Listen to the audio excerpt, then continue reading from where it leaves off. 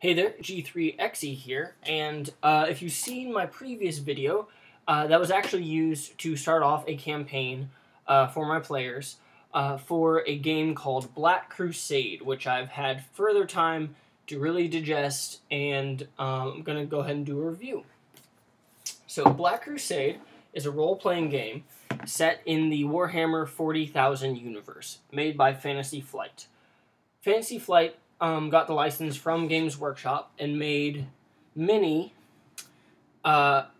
sizable role-playing games telling the story or allowing you to tell stories from all different perspectives in the 41st millennium. Black Crusade is the one that tells it from the side of Chaos, or the Ruinous Powers. I'm a Chaos Space Marine player in the tabletop war game, and this naturally appealed to me. Although I had seen it alongside Death Watch, Rogue Trader, Dark Heresy in game shops for its new price, right? If you buy it new, which is $50. I hadn't picked it up because it didn't appeal to me enough to pay $50 for it. I happened across it in Recycled Books, which is a shop in Denton, Texas, which you should definitely check out if you live nearby. And it was $30. And I said, okay, that's the best I'm going to find, and that's awesome, and I picked it up. So, I'm going to assume that you are pretty familiar with the 40k universe, and I'll just go ahead and say that Black Crusade is awesome. I overall very much recommend this role-playing game if you at all enjoy 40k and Chaos specifically. It not only is it full color and just a beautiful, beautiful book, it has like so much artwork that is just excellent and really gets you in the mood to be some Chaos. The races, that you can play in this game are Chaos Space Marine and regular human, essentially becoming a Chaos Cultist. Now you might say that that's pretty, by its nature, unbalanced, which is true. The way they sort of, quote-unquote, balance it is that the humanoid people get way more experience points to spend on skills and things of that nature, allowing them to fulfill more detailed roles, such as, like, technology, being good at diplomacy, pretty much everything non-combat, and you might need one of the, one of the cultists, one of the regular humans who's fallen to Chaos. Space Marines, on the other hand, Chaos Space Marines are just built to kill. They can't really spend as much XP elsewhere, but if you want to deal damage, I mean, there's no one better. I mean, look at this artwork. It's freaking crazy cool. This book is 400 pages long. It's big, and the bindings, this could be because mine's a used copy, but you can see that the bindings here have, some of them have, like, come a little loose, and, it sometimes feels like the book's own weight is working against it, and it causes the pages to be slightly out of line with each other. Basically with some nice handling, right, not any rough handling, you should be fine, but if you're very particular about that type of stuff, you gotta be careful, like really careful with this book. So, you also, so what do you get in this book? Well, like I said, you got those two races. You also have a few classes to choose from, more than just the two races. So, they call them archetypes, but your archetypes are basically going to be divided between your Chaos Space Marines and your cultists. And the Chaos Space Marines can essentially be, here, I'm finding it. A champion, which is the leader type for the Chaos Space Marine, basically on track to become a Chaos Lord. Chosen, that's going to be your melee focused, or not melee, combat focused in general, Chaos Space Marine. Forsaken is your rogue Chaos Space Marine, that's basically just a frenzy, crazy berserker who's, like, escaped from their own team, and your Sorcerer, which is your Psyker. For the regular humanoids, you have Apostate, which is going to be your leader type. You have Heretic, which is your technology focused. Renegade, your combat focused, and it's usually an Imperial Guards person who's runaway. And Psyker. So your, generic unsanctioned warp user. You also have a litany of talents, traits, and skills to make your character more unique and how you'd like them to be. And you spend the XP you get to customize your character as you go along. It's based on a D100 system, and basically you just roll the percentile die, and then certain skill bonuses and stuff modify your percent chances. It's really easy, I think, for a newcomer to role-playing games to understand this, because it's literally a percentage chance, right, from the get-go. So that part of it is easy. Basically, your skills are set things you can put points into to be better at. So that's going to be use technology, operate ground vehicles, operate void ships, diplomacy, intimidate, interrogate. These type of things that basically just at a quick glance give you a slew of options for how to handle different situations. Your traits are things inborn. Basically, those are given to you by your race and your class, and you can get more, but that's through corruption, and we'll get to that. Basically like the extra set of organs that Chaos Space Marines have, or the psychic energy that Psychers have. Those are things that are traits. Talents are where the majority of the real customization comes in, and there are Tier 1, Tier 2, and Tier 3 talents, and they have just a whole bunch of different effects and bonuses that they can give you. So they essentially, like, it gives you stuff like marksman, excessive wealth, disarm, crack shot, crippling strike, blade dancer, blade master, baleful dirge. Ooh, that sounds cool. Can sing an unnatural droning dirge which makes the skin of those nearby crawl and their minds shy away from its discordant tones. This is pretty awesome. You can essentially give them negative 10% on their next roll if they fail a willpower save. Anyway, so those are the main ways of customizing your character as the basis of the game.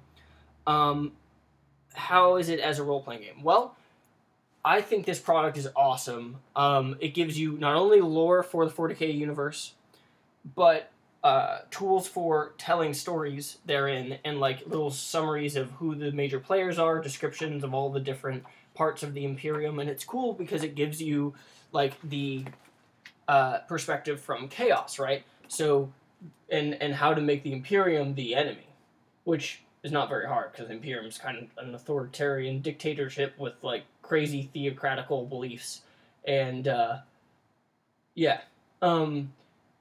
I love this. This is the Game Master, and it's got a Lord of Change. It's like, yes, I know everything. So, two last things I want to talk about are combat and corruption. Combat. A large focus for this game is combat, which is understandable because, as the subtitle tells us in Warhammer, there is only war. Which is not true in this game, because you can play political games, you can play that type of stuff, but it is meant more for combat, and boy, does the combat shine. So you have all different descriptions of detailed descriptions of weapons, all the major, your favorite characters from the war game show up. You got, plasma gun, plasma cannon, heavy flamer, plasma pistol, bolter, shotgun, stub rifles, all that, but plus more, because you got your inferno pistols, your grenade launcher. Well, I guess that one's in the thing. Let's see, what's in the other one? Hand flamer. Plus all your chaos-specific weapons, like your noise marine doom sirens, like your spore casters, static repeater warp cannon, and essentially the combat just and of course all the different melee weapons: chain sword, chain dagger, chain axe, chain fist, lightning claws, power scythes, power mace, power blade. Just it's very, very detailed. And the combat is more detailed than the war game, as you would expect. So your damage is given in D10s and D5s plus stuff. You still have a wounds characteristic, but your wounds are going to be in the, 10s, 20s, 30s. You essentially get one action per turn, and then things are, described in terms of a full action, half action, or free action. So reloading might take a full action on some guns, 2 full actions on others, 1 half action for some others. And then you can just standard fire, but if you aim, you get a bonus. So an aim is a half action, and you can spend the next half action to shoot. You could also go semi-auto, full auto with certain guns. Full auto is going to get you negative percentage penalties to hit, but you get more chances to do more damage. And so it is just really detailed. And then, to top that all off, you can upgrade and customize your guns. So they can have specific, like, suspensors, telescopic sights, venom drip, stuff that helps it. But they can also get stuff like feral manufacture. So it's been created by primitives on a feral world. And it's half understood plans are crude, use crude components. Ammo glutton, right? It uses more ammo. And then that's another thing. You keep track of the number of rounds in the clip, reloading, all that stuff, more detailed than the tabletop war game. So if you've ever played Kill Team or something like that and wish that it was a little more detailed in terms of pinning tests and, can I see this person? What's the penetration of this weapon? Can it pierce through that wall? What are my chances of hitting them if I shoot through the wall? All this type of stuff. Plus, your armor isn't just a set. It's like divided by pieces. And your hit locations are determined based on head, left arm, right arm, body, left leg, right leg. And they each have their own armor thing. So it's like if you find an ancient piece of an old armor set from 30k era that's really good, but it's all busted up because that person got shot with a plasma cannon, and so only half of it's still functioning. So it's like on your left half you have this, the super good armor, and the right half is like feral world constructed, rusty armor, and maybe you built a helmet yourself, and it even has stuff going all the way as primitive as beast furs and quilted vests and underhive leathers, right? So I would just imagine like a barbarian like skull helmet with horns, but then like power armor. And then if you get shot in the head, it's like, well, you're screwed, but hey, blood for the blood god, right? So it's just, the combat is extremely detailed, and that is awesome. And I mean, I just really want to play a Terminator, like getting a Terminator armor. And it's pretty cool. The last thing I want to talk about is corruption. Corruption works in this game in tandem with experience. So as you gain experience points from adventuring, which your RPG, tabletop RPG veterans are very familiar with, you also gain corruption. And it's kind of up to the DM's discretion, but basically you give more corruption based on the more you fall to chaos.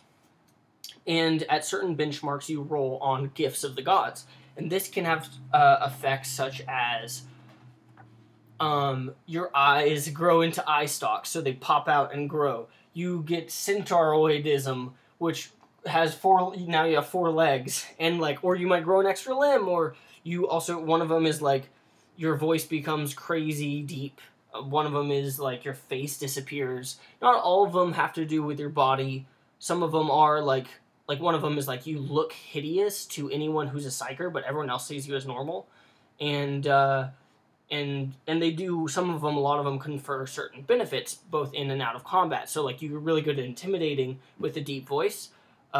Same way, if you get a third arm, you can arm that with a weapon. If I got 3 plasma pistols, like one in each hand and a third arm with another one, I'm just like, so that's pretty cool.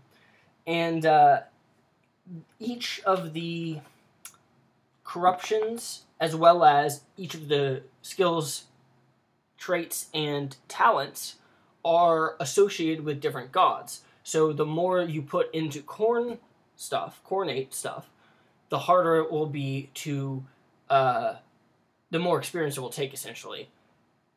or the costlier it will be to upgrade to Slanesh stuff. Vice versa with Nurgle and Tzeentch. So, the more... Basically, it incentivizes you to vote yourself to one god, but you don't have to do that. You can take whatever combos. But obviously, if you start going down the Khorne road, it's gonna cost less experience points and be cheaper to buy more and more Blood for the Blood God styled upgrades and corruptions and stuff like that. And then you get demon weapons, and your hand can get all demony, and it's so fun because you can create a normal human at the beginning, and you can play a CSM at the beginning too. But I like the idea of having a normal human, and by the end, it's this hideous chaos spawn, and you're like, I leveled up like 17 times. I'm awesome. You know, the chaos gods love me. What can I say? So I wanted to keep this under 15 minutes. I'm going a little over, so I'll just close it here and say, in conclusion, Black Crusade. Highly recommend if you are interested in chaos, even if you're not going to play it, because it's a great read and it has some great lore. But especially if you're interested in playing it, obviously you should definitely buy the book. If you are interested in 40k but not so much into chaos, I would recommend the other Fantasy Flight RPGs for 40k. Although I have not played or read those, I would assume they're similar. And then if you are not at all familiar with 40k and are not really interested in that kind of dark future setting, then I would go ahead and pass on this book. I would say on the positive side, just the flavor in this thing is on point. On the negative side, it is a big book. It's 400 pages. You don't have to use all the rules. And in fact, as you're starting out, I would recommend not doing that. But it is a big read, and it's can be a big monetary investment as well. $50 is a lot to shell out. Now, if you're a GW customer, $50 is going to be like, what? That's one box of troops. So, thanks. I'll see you in the next one.